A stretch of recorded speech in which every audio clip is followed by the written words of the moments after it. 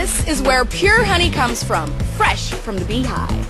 It's a simple, natural ingredient that requires cutting-edge technology to transform it into our favorite foods, like sweet, sticky honey barbecue sauce, crunchy honey-roasted peanuts. Putting that pure, natural bee honey on there just makes it over the top. And can you believe the main ingredient in this classic soda is honey? We're changing the way that the honey tastes.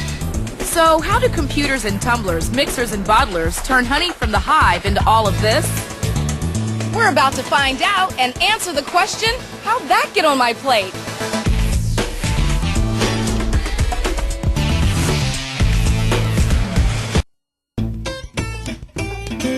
Sweet golden honey. It's great for baking, topping your, even great plain. And each of us eats almost 1.5 pounds of it each year.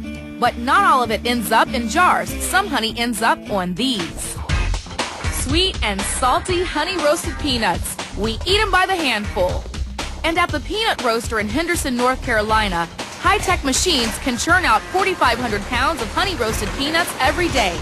These are Virginia Super Extra Large peanuts to start off with. But putting that pure, natural bee honey on there just makes it over the top.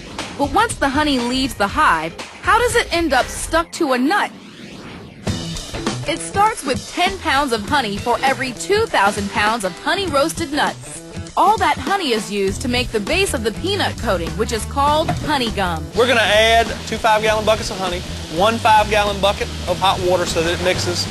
The heat of the water cuts the stickiness of the honey so it gets to the right consistency for coating peanuts. And even though the honey is plenty sweet, sugar is added to the mix, 100 pounds of it. The sugar granules combine with the honey to make it a thicker, more textured coating for the peanuts. And the extra sweetness doesn't hurt either. We're going to get it mixed to the right consistency, and then we're going to add it to the peanuts. A specially designed coating machine that can tumble 100 pounds of peanuts at a time covers the peanuts in the sugary honey gum. The coating machine looks sort of like a big clothes dryer and rolls the peanuts around until they are totally covered. We're just coating those peanuts evenly right now. They'll be real wet and sticky. After 5 minutes of tumbling, 10 more pounds of sugar is added.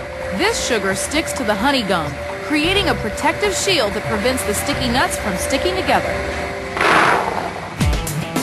It's important the peanuts stay loose so they can easily move through a hopper that deposits the honey-coated nuts onto a conveyor belt for a quick trip to an elevator lift. And here's where it gets really interesting. The lift carries the peanuts up to be cooked, but these honey-roasted peanuts aren't exactly roasted, they're fried. This is a continuous fryer. It's like a French fryer. You'd see it at a fast food restaurant. It's full of cooking oil, and the peanuts are just coming through a conveyor, roasting through the oil.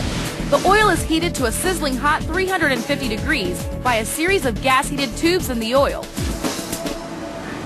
At that temperature, it only takes 3.5 minutes to cook the honey gum into that distinctive sweet, crunchy coating.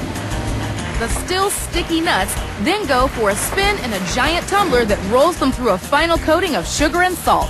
The coating keeps the peanuts from sticking together in the can, and it helps create their distinctive sweet and salty taste. It's very similar to what you would see if you were applying seasoning to a potato chip. Then, it's up the elevator lift one last time and off to the filling machine where the peanuts are packed into cans.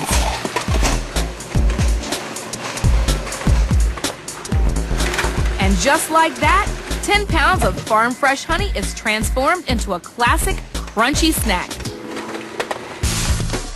Fresh honey, honey-roasted peanuts, barbecue sauce, even honey cream soda. They all start out at a honey field like this one. And from here, they're spun, strained, roasted, and brewed into some of our favorite foods and drinks. And it all answers the question, how'd that get on my plate?